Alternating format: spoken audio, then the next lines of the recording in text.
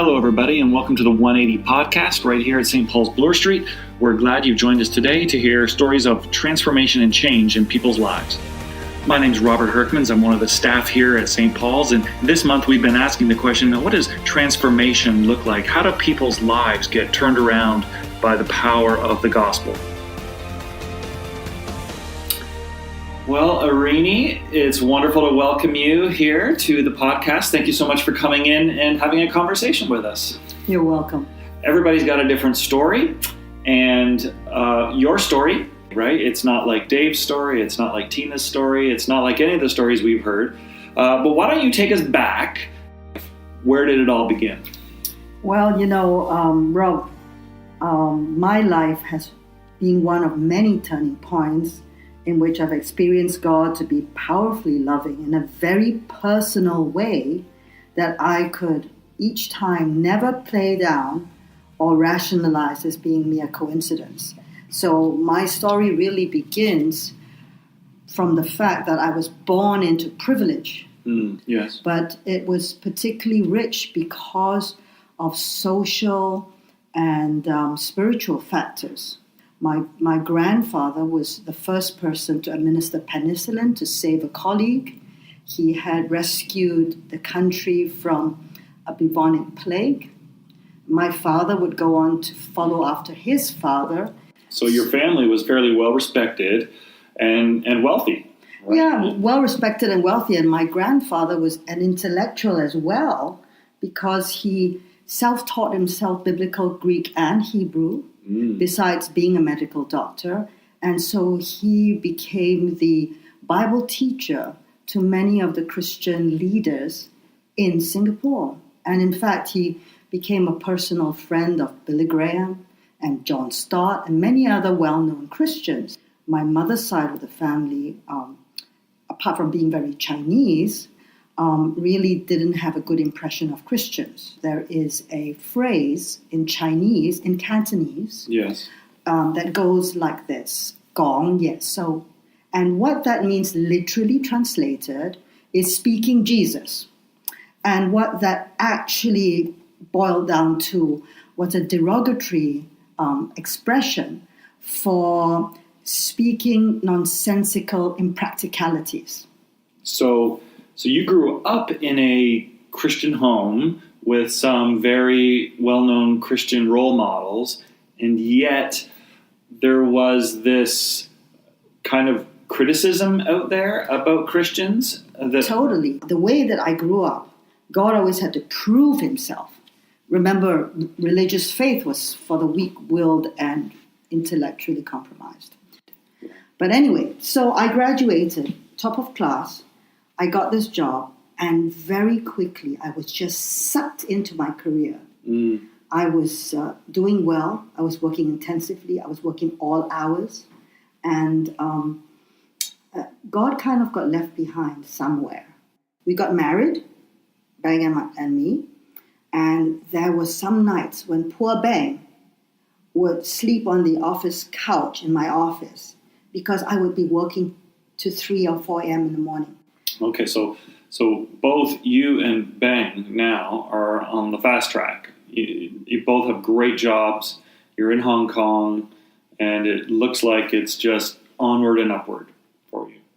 So at some point, there's a turning point coming up, right? So what is that turning point? What did it look like, and how did your life change?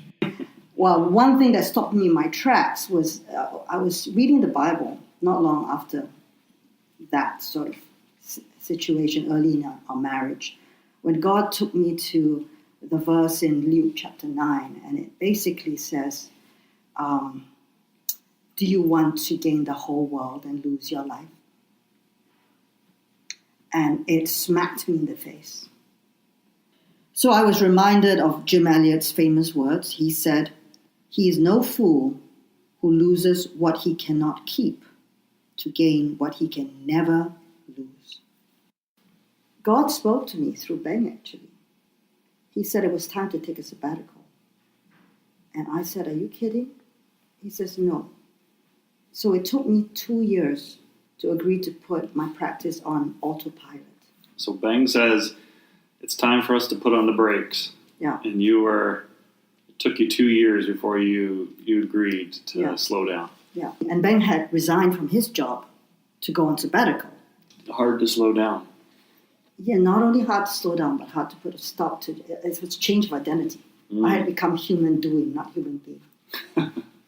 And so God had us relocated to Princeton, New Jersey. And so I had to let go of my practice totally. Yeah, and that was really hard. Well, shortly after that, I received a text message. And the text went something like, our mission agency is desperately looking for an international CFO. Do you think Bang would be willing to consider this position? This is a mission agency looking for a CFO. Mm-hmm. Okay. And I thought to myself, oh, Gad, now I know what God is saying. And now he was saying, it's time to put aside your corporate life and become missionaries.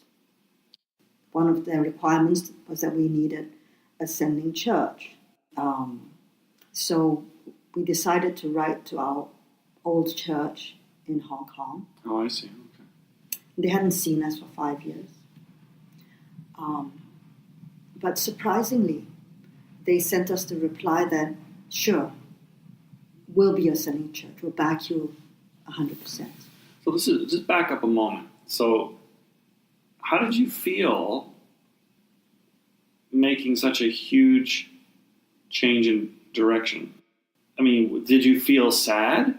Was there a part of you that felt sad to leave that behind? Did you feel confused? Or was it really, really, really clear that this was the right thing to do? Or was there some uncertainty? That's a good question. I was actually quite fearful. I knew that God had called, because the call had come in such a miraculous way, that a lady that I hardly knew would come up to me from that very agency and ask me to be her mentor. And another lady that I had only come to know 3 months before would send me that text message asking me if Bang would take up this missionary appointment. And you are right, we had gotten quite comfortable. That meant turning our backs on that sort of comfort. And it was hard. It was hard because don't forget what I shared about my mother's background. Right. And as far as she was concerned, missionaries might be compared to beggars. And it was not a comfortable place to be in. She said to me, you were already so active and helping people in Bible studies while being a high-flying corporate person. Yeah, right. You really don't need to take up this full-time position as a missionary. Mm-hmm. You could be as productive. And it was a seductive suggestion. Yes. But it was not what God wanted us to do. Mm-hmm. How was life different for you after you switched your career? Life changed for a lot harder. It changed for a lot harder because I was highly respected. I never experienced any gender bias. When I worked as a missionary, I experienced far more gender issues and prejudices, and saw many more sort of unacceptable behaviors than when I was a consultant. And that really troubled me. It distressed me to see people being bullied, people being marginalized, people being devalued. Yeah. So some people might think that if you made a change like you did, that God would surely bless you. And what you're saying actually is there was a cost. There was a cost to answering this call. And the cost was not just financial, but it cost you your reputation, it cost you some status, and it had a personal cost on you. Now, that's interesting to know that if you are faithful and answer God's call, it doesn't mean He's going to give you an easy path. No, in fact, I think that He gives us a far richer path. But I was a fairly arrogant person. I was arrogant. I was impatient. So I was fairly raw about things. And God wanted me to really know what His priorities were and about how important it is to be a person and to value every single person and to value His creation. Okay. So I have 3 questions. Yeah. 3 questions. First question, were there any regrets? Do you have any regrets? If you look back, is there any part of you that says, I wish we had just stayed in our previous life and witnessed to people as a consultant or whatever? Do you ever look back and say, what if we hadn't left it? What if we hadn't become missionaries?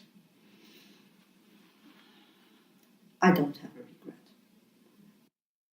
Well, this is my second question was going to be, how are you different? How is the Eirene today different than the 28-year-old Eirene on the fast track?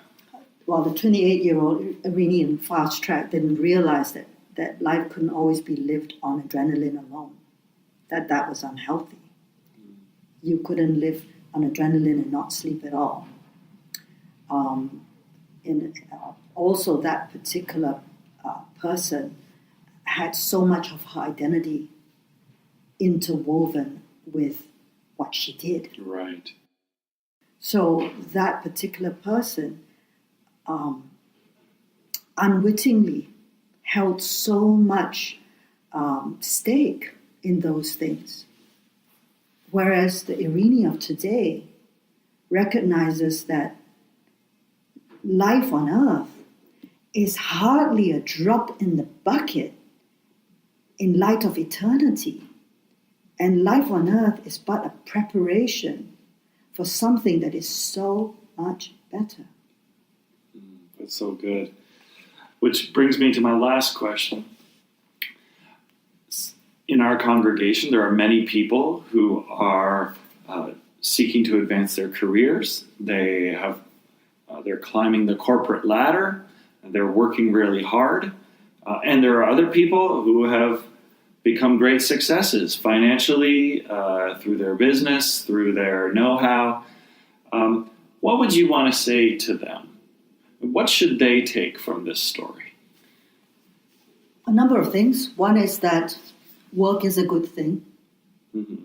that God gives us gifts, and He opens doors for us to apply ourselves in the workplace. Yes. And it's not about what kind of work one does. Right. The big question is that the work that God wants you to do at that point in time? And what is God doing in your life? And are you allowing God to do what really needs to be done in your life? To make you everything that you actually can be, the maximum, the best, the most thriving version of you there can be, rather than scrambling out of fear of losing what you think you have for the here and now. So the takeaway from your story is not, oh, everybody should leave behind their successful careers and go become missionaries. The takeaway is, whatever you find yourself doing, be sure you haven't left God out of it. You haven't left God behind. Let me just close by saying that the good is the enemy of the best. And God knows what is best in each of us, for each of us, because He made us. And as you said before, Ron, each of us is unique. And God loves us because he made us unique. So the good is the enemy of the best. And if we don't ask God, and if we're too fearful to let God show us what is our best, we're missing out. That's it. We're missing out. Eirene, thank you so much for sharing this story. It's been a great time spent together. I feel like I've got to know you a lot better, and I think your story is going to challenge some people and inspire us all to find God in the work that we're doing and to listen carefully to where he might be calling us to go next. So thanks so much for being here. You're welcome. And I also want to say thanks to all of our listeners for tuning in to this week's podcast. If you enjoyed what you heard today, why not give us a like on Facebook or give us a thumbs up on YouTube? You can also check us out online at stpaulsbloor.org. So please join us again next week on the 180 podcast as we hear more stories about how God is changing lives today.